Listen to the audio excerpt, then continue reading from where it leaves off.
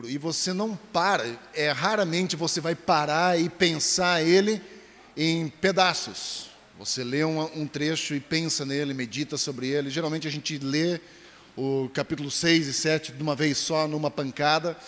E não poucas vezes a gente passa por sobre alguns princípios extremamente importantes. E aí acaba criando algumas lacunas para um mau entendimento sobre alguns trechos, algumas porções da Escritura. E o fato da gente preocupar nessa igreja de ensinar, assim como outras igrejas também, de ensino e pregação honesta da Bíblia, não significa muito para nós. O fato de termos pregações bíblicas não significa muita coisa, a não ser que você a aceite, creia e pratique os ensinamentos que você recebe delas, das porções que a gente lê. Aí faz diferença. Mateus já está com as crianças lá, quer levar ele lá? Então aí faz diferença, quando a gente aplica isso em nossa vida. O David estava me contando uma história de uma moça que quase se afogou aqui em Vargem Grande, né? E ela estava, quanto do chão seguro? 50 centímetros, 1 metro, 50 centímetros do ponto seguro, onde ela estaria em segurança. Mas ela estava em tanto pânico que aqueles 50 centímetros para ela não valia nada. Ela estava a 50 centímetros de um chão extremamente seguro, onde ela fosse para lá, não se afogaria. Mas, graças a Deus, David estava lá para recuperar ela, né? Então, com a Bíblia é a mesma coisa. Estar perto não é suficiente quando se trata de vida espiritual. Estar perto não é suficiente. Nós podemos estar a um braço de distância da vida eterna, mas ainda não é suficiente, porque você não está lá. Por isso, o entendimento da Bíblia, entender ela em uma parte só, não é suficiente. Precisa se entender completamente. E por isso a preocupação de uma explicação mais específica sobre esses textos. Por isso já estamos há 10 semanas estudando as bem-aventuranças, que se você for ler, em 30 minutos você lê tudo, se você for ler pausadamente. Mas nós estamos há 10 semanas estudando esses textos. Eu chamo essa mensagem dessa manhã, esse texto, a palavra de Deus e eu. É isso que eu quero falar, ou meditar junto com você essa manhã, a palavra de Deus e eu, as implicações que ela tem. E os ensinamentos de Jesus naquela época soavam extremamente diferentes de tudo aquilo que havia sido dito até então. Mas, pelo fato dos ensinamentos de Jesus soarem tão diferentes, ele fez uma afirmação. Em Mateus capítulo 5, versículo 17, ele diz o seguinte: não pensem que eu vim abolir a lei, ou os profetas. Não vim abolir, mas cumprir. E quando nós lemos esse texto, hoje pessoas erram lendo esse texto. Porque Jesus disse, não vim abolir, eu vim cumprir. E aí nós temos vários problemas com a interpretação, porque muitas pessoas dizem, viu, Jesus confirmou que nós temos que guardar tudo aquilo que os judeus guardavam naquela época. Pessoas acreditam nisso, porque Jesus disse, eu não vim abolir, eu não vim dizer que ela não existe mais, eu vim cumprir. O que Jesus diz, ele não veio substituir as escrituras do Antigo Testamento, mas cumpri-las. E 4 princípios para nós nessa manhã, alguns pontos para que nós possamos estudar juntos nessa manhã, eu quero tirar desse texto. A primeira coisa, as escrituras, antes disso, vamos ler o texto para que a gente se familiarize, né? É muito importante isso, capítulo 5, versículo 17 até o versículo 20. Vamos ler esse texto, que ele é muito importante para que a gente se situe do que ele está falando. Jesus cumpre a lei, diz o subtítulo aqui do texto. Não pensem que vim abolir a lei, diz o versículo 17, ou os profetas. Não vim abolir, mas cumprir. Digo-lhes a verdade, enquanto existirem céu e terra, de forma alguma desaparecerá da lei a menor letra ou o menor traço, até que tudo se cumpra. Todo aquele que desobedecer a um desses mandamentos, ainda que dos menores, e ensinar os outros a fazerem o mesmo, será chamado menor no reino dos céus. Mas todo aquele que praticar e ensinar esses mandamentos, será chamado grande no reino dos céus. Pois eu lhe digo que se a justiça de vocês não for muito superior à dos fariseus e mestres da lei, de modo nenhum entrarão no reino dos céus.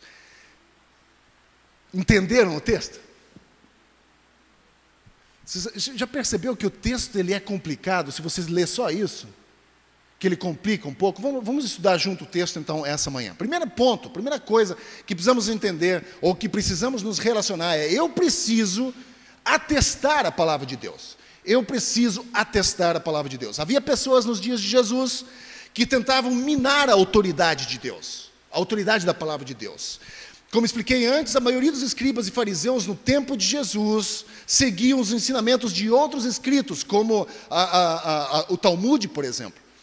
Haviam os 10 mandamentos e os outros mandamentos que existem lá em termos cerimoniais. O Talmud pega e explica em detalhes como você deve manter cada um deles. Ou seja, dos 10 mandamentos, os judeus fizeram mais 616 leis, dificultando a tal forma as pessoas de cumprirem as coisas que nem eles próprios conseguiam.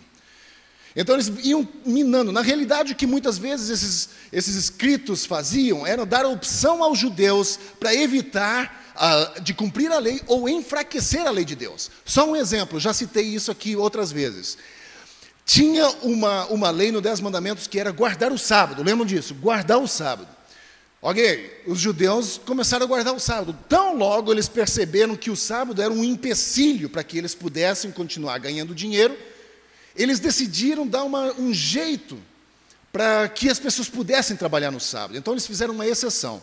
Você só estaria livre de trabalhar no sábado se você estivesse sobre a água.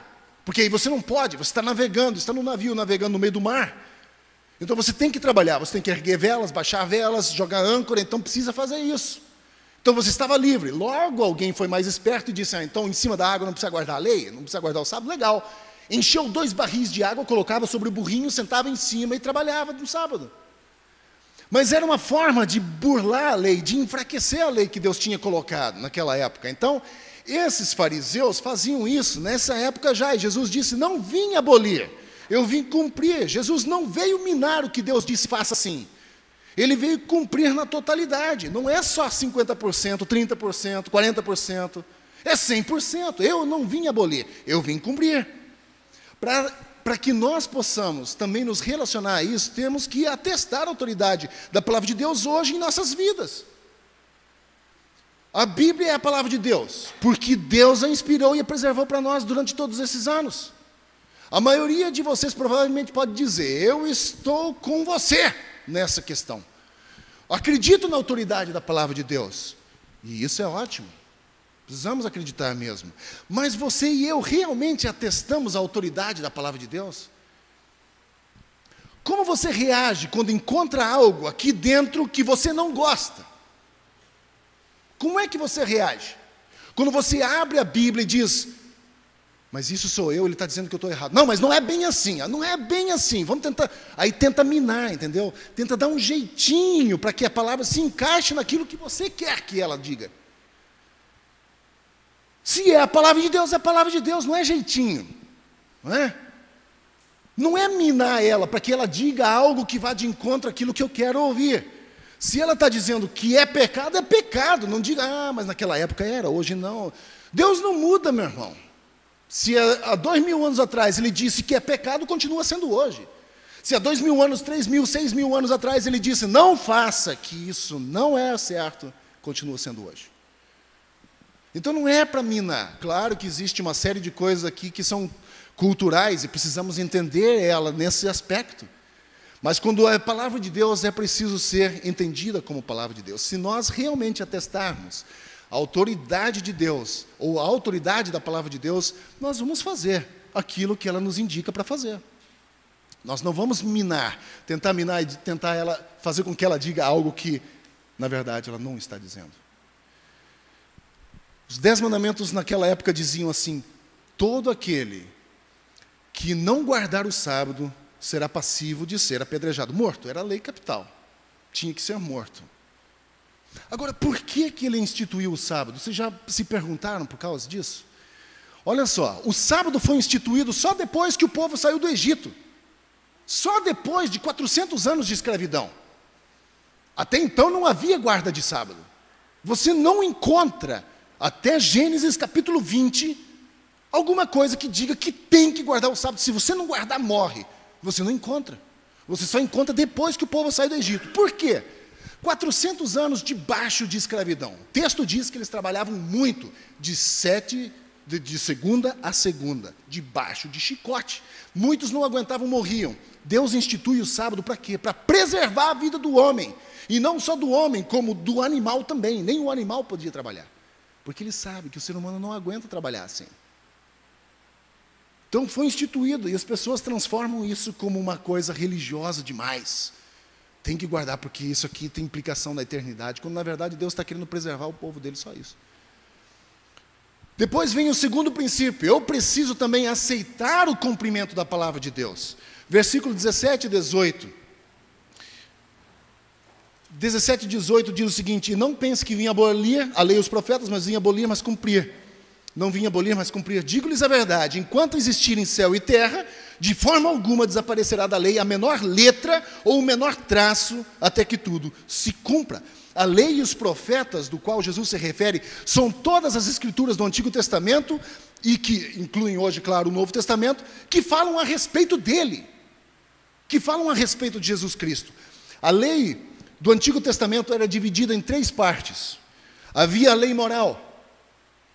Isso é como as pessoas deveriam se comportar diante de Deus e de uma para com outras. Lei moral.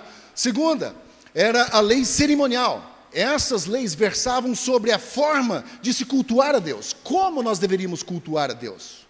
Incluindo também os sacrifícios que eram oferecidos em favor dos pecados que cometiam. Depois havia a lei judicial. Então, moral, cerimonial e judicial. As leis judiciais eram leis que se referiam à forma de governo de Israel, da forma como Israel deveria caminhar ou se portar diante das nações.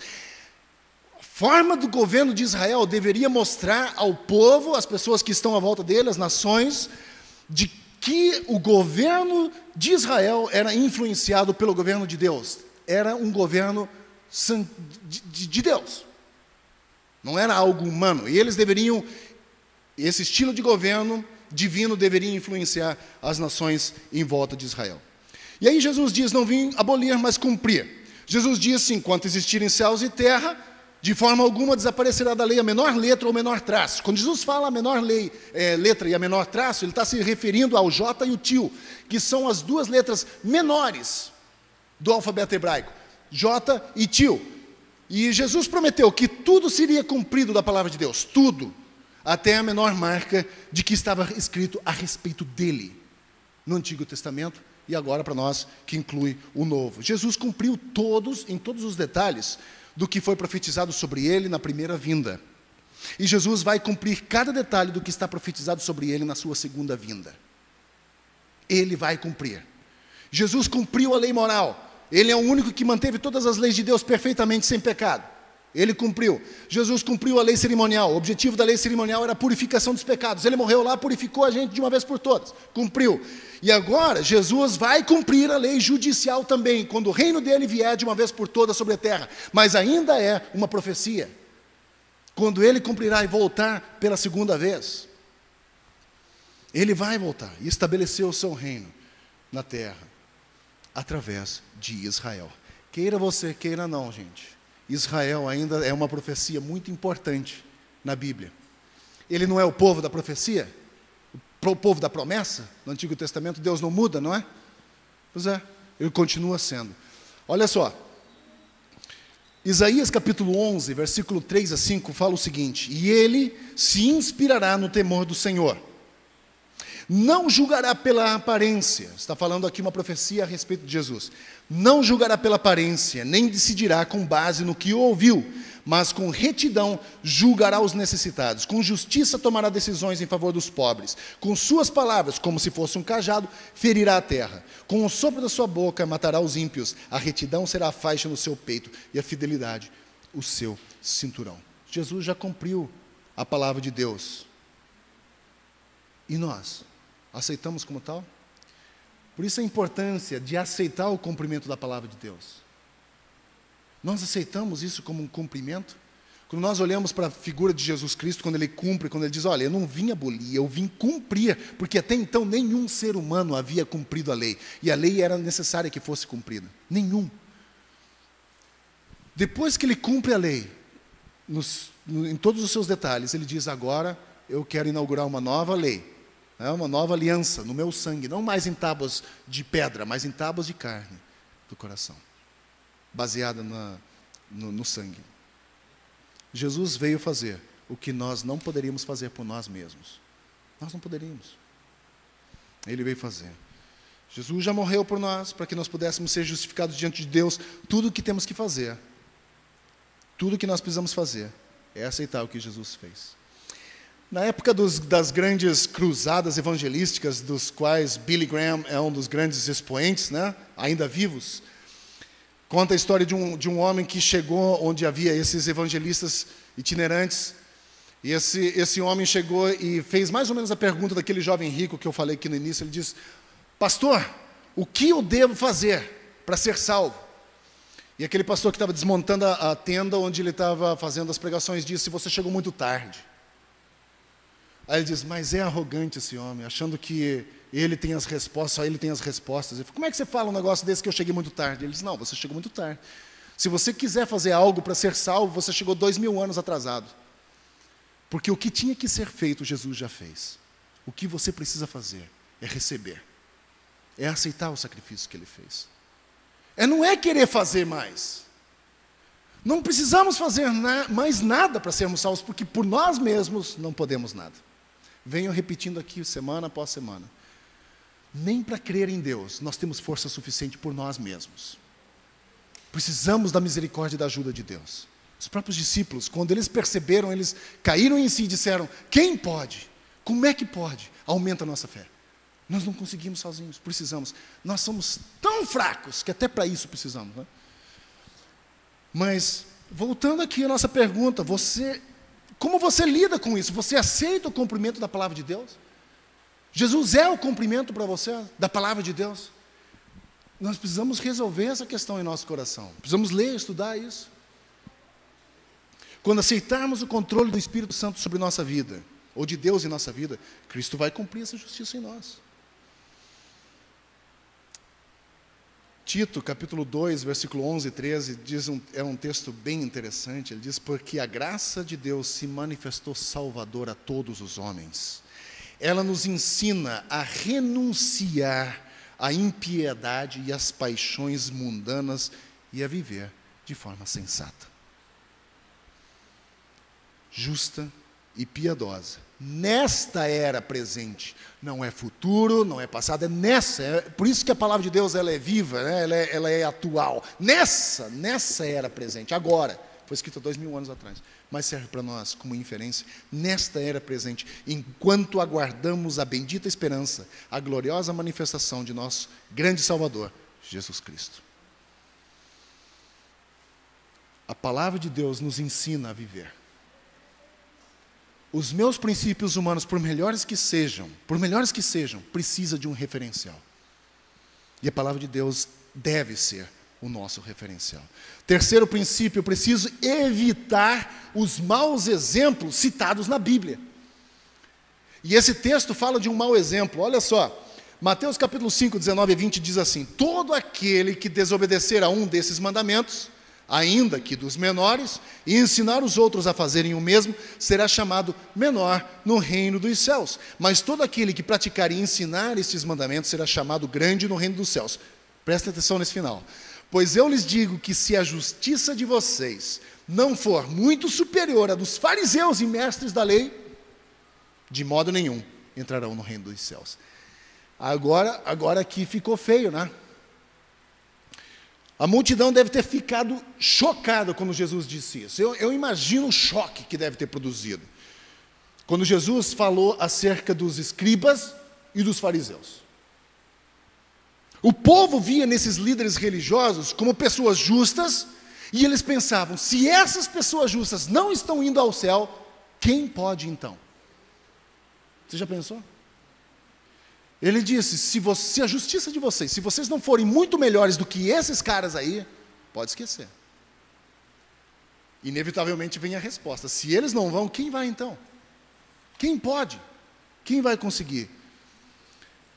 A religião dos fariseus e escribas era baseada em seu exterior. Eles guardavam as leis exteriormente.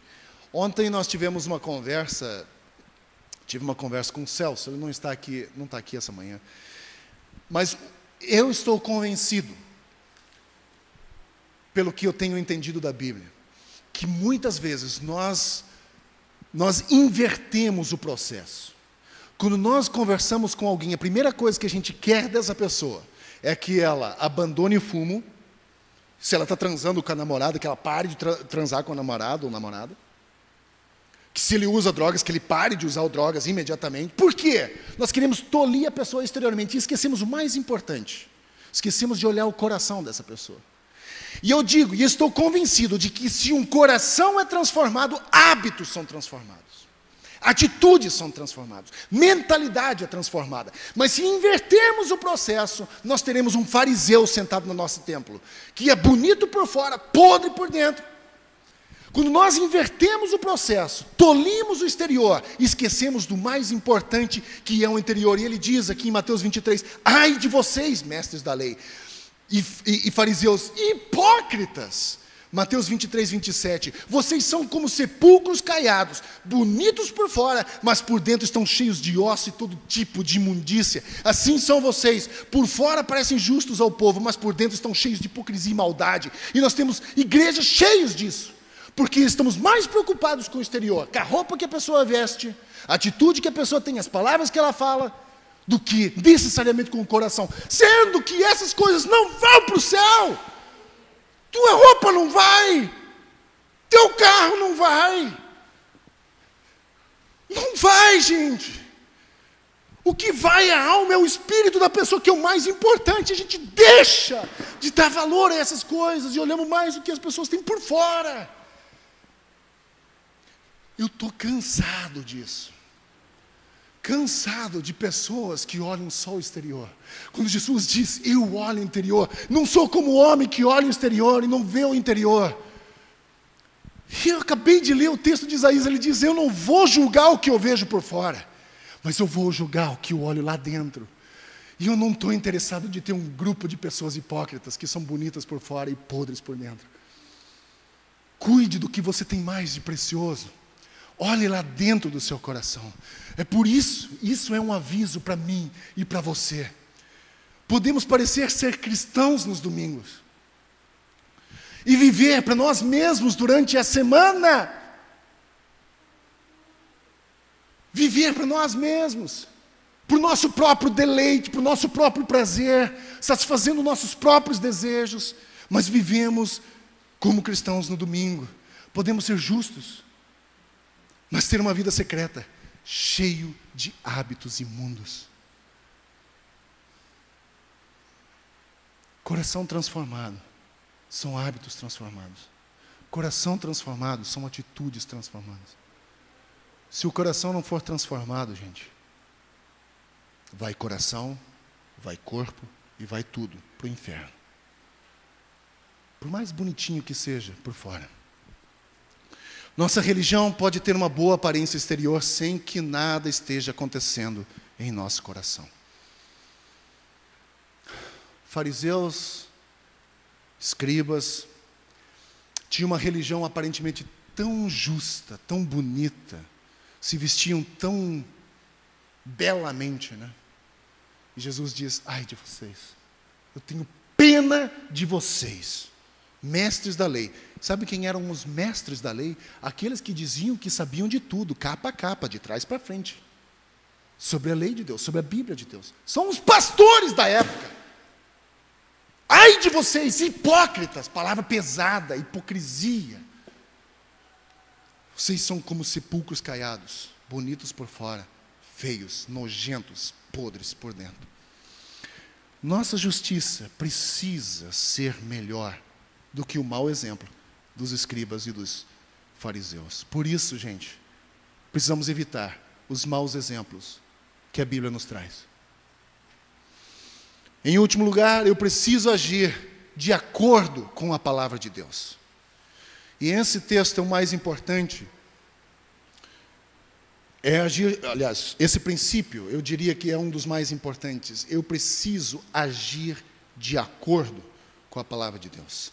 Mas todo aquele que praticar e ensinar esses mandamentos será chamado grande no reino dos céus. Pois eu lhes digo que a justiça de vocês, se não for muito superior à dos fariseus e mestres da lei, de modo nenhum, entrarão no reino dos céus. Eu e você, precisamos ser praticantes e professores da justiça verdadeira. Eu e você temos essa responsabilidade. Não é só a responsabilidade do pastor. Eu e você precisamos praticar isso. Eu e você precisamos ensinar isso aos nossos filhos, na nossa vida, aos nossos vizinhos, às pessoas que nos cercam. Eu e você temos responsabilidade de agir de acordo com a palavra de Deus. É uma justiça que começa com a aceitação do cumprimento da palavra de Deus, do Senhor Jesus e de sua salvação. Começa por aí. Tudo começa, tudo tem um início, não é? Tudo começa com a aceitação do cumprimento da palavra de Deus, do Senhor Jesus e da salvação. E é uma justiça que continua com o controle do Espírito Santo sobre nossa vida. Nós estudamos aqui, há uma época atrás, o texto de Gálatas, né? Que fala do fruto do Espírito. E precisamos da ajuda de Deus para que esse fruto do Espírito tome corpo em nossa vida. Que tenha atitude, que nós possamos viver com esses frutos, com esse fruto do Espírito em nossa vida. Sozinhos não podemos. Eu não tenho força em mim, por mim mesmo, de viver dessa forma. Porque é contrária à minha natureza. E o apóstolo Paulo descreve esse dualismo, essa guerra, essa coisa que acontece dentro de nós. Ele diz, aquilo que eu sei que eu devo fazer eu não consigo, mas aquilo que eu não quero fazer eu faço. Mas que droga! E aí você fica naquela luta constante. Mas nós precisamos, quando nós começamos a atestar, experimentar a palavra de Deus, atestar realmente, você, puxa vida, eu preciso disso, de aceitar esses cumprimentos da palavra de Deus, evitar os maus exemplos que a Bíblia já mostra lá. E olha só, o apóstolo Paulo escreve lá em Coríntios, 1 Coríntios, ele diz, aquelas coisas, se referindo ao Antigo Testamento, aquelas coisas aconteceram como sinal para nós, como exemplo para nós. Não faça igual. É a mesma coisa que a gente dá soco em ponta de faca. Não faça, isso vai só machucar. Ele diz, não faça, é exemplo para nós. Precisamos ser praticantes. Tiago usa esse texto, seja praticante, não apenas ouvinte, seja praticante. Eu tenho repetido aqui, os outros pastores que foram antes de mim sempre repetiram, sejam praticantes. E essa é uma constante na palavra de Deus, sejam praticantes, não apenas ouvintes. Meu desafio para você hoje, eu fui desafiado por esse texto essa semana, então deixa eu dizer um negócio para você. Quando Jesus diz, eu não vim abolir, eu vim cumprir, é porque Ele cumpriu. Aquela exigência do Antigo Testamento, daqueles mandamentos todos, de levar, porque se você quer guardar os 10 mandamentos, você vai ter que trazer aqui domingo de manhã uma ovelha para sacrificar aqui nesse altar. E se você não trouxer, aí você já falhou num. Os mandamentos que Jesus confirma, amar a Deus sobre todas as coisas e amar o teu próximo como a você mesmo, e terás cumprido tudo, diz ele. Então, quando Jesus vem e inaugura uma nova lei, ele diz assim, olha só, uma nova lei no meu sangue, baseado agora na graça de Cristo, mas não é uma graça barata não significa que a gente está livre para fazer tudo. Quando Paulo fala de liberdade, ele diz, eu tenho liberdade de dizer não ao pecado. É essa liberdade. E a pessoa que não tem essa liberdade, ela é cativa, ela é prisioneira do pecado. Ela não consegue dizer não. Ela simplesmente vai com a maré. Mas quando nós somos livres, a liberdade que temos em Cristo, eu não quero fazer, você não é escravo disso. Você não pode dizer, foi mais forte do que eu. Nós temos a ajuda do Espírito de Deus, nós temos a ajuda de Deus para que nós possamos resistir. Por isso, volto a dizer, coração transformado é hábito transformado, é atitude transformada, é mente transformada. Quando o apóstolo Paulo escreve aos Romanos no capítulo 12, ele diz, não vos conformeis com esse mundo, mas transformai-vos pela renovação de nossa mente. Ele usa a palavra mente, que poderia facilmente ter sido traduzida por coração, que é o centro intelecto. Se isso for mudado, muita coisa mudar. A gente não faz isso quando a gente está querendo perder peso, por exemplo. A gente não programa nossa mente para evitar certas coisas. A gente programa nossa mente, tudo sai daqui. Então, nossa vida cristã precisa ter mente transformada. Domingo que vem, nós vamos continuar com o texto.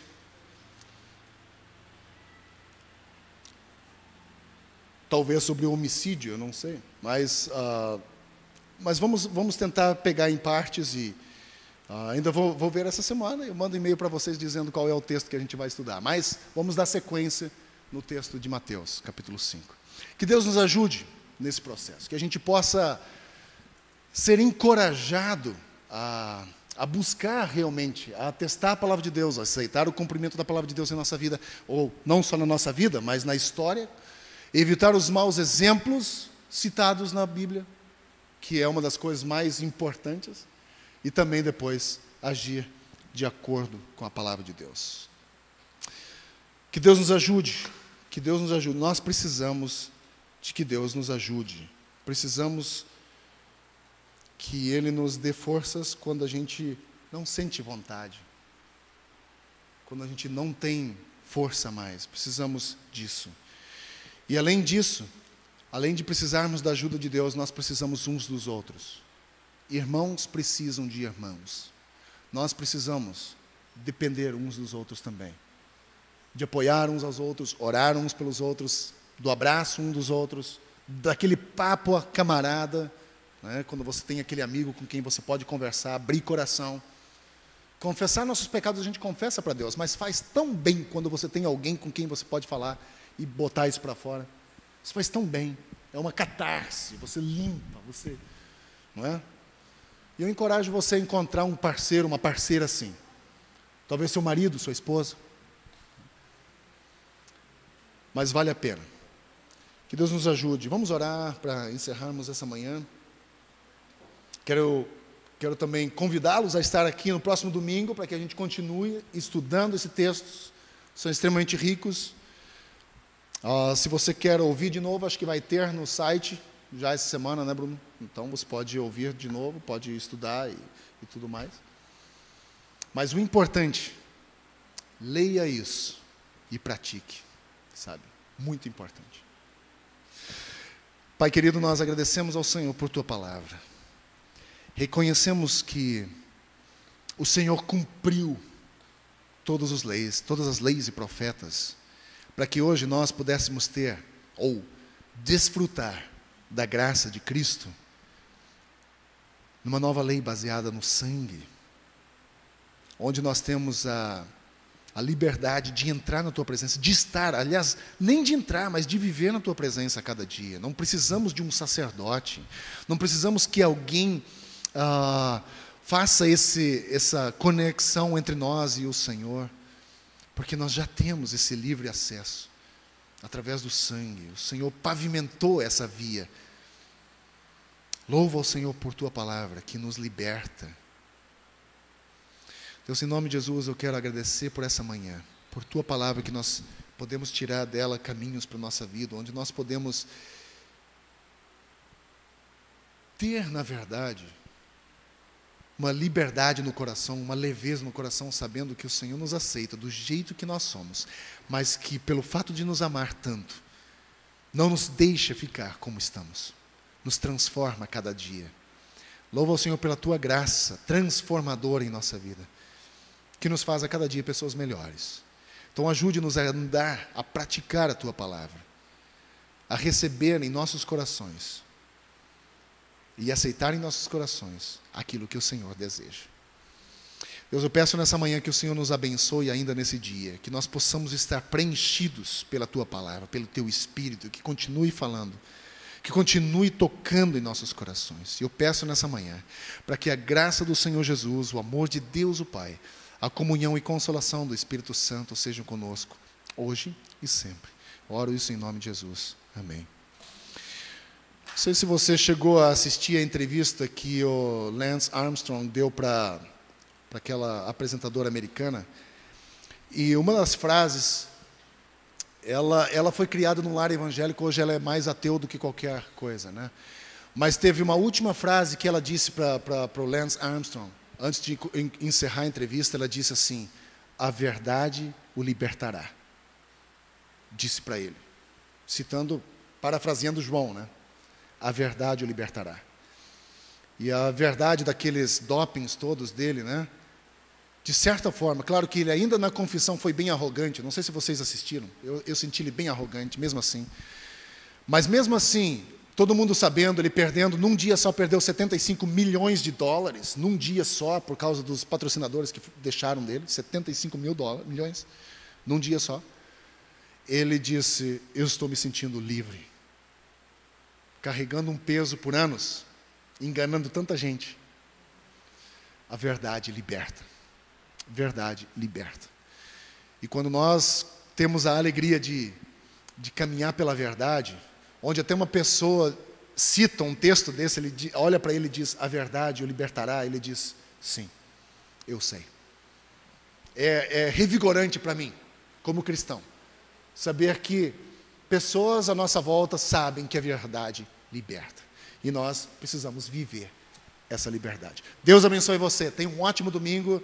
Que vocês possam ainda ter um ótimo momento juntos de comunhão. Não saia sem antes abraçar, bater papo. Isso é muito importante. Deus abençoe você. Tenha uma ótima semana.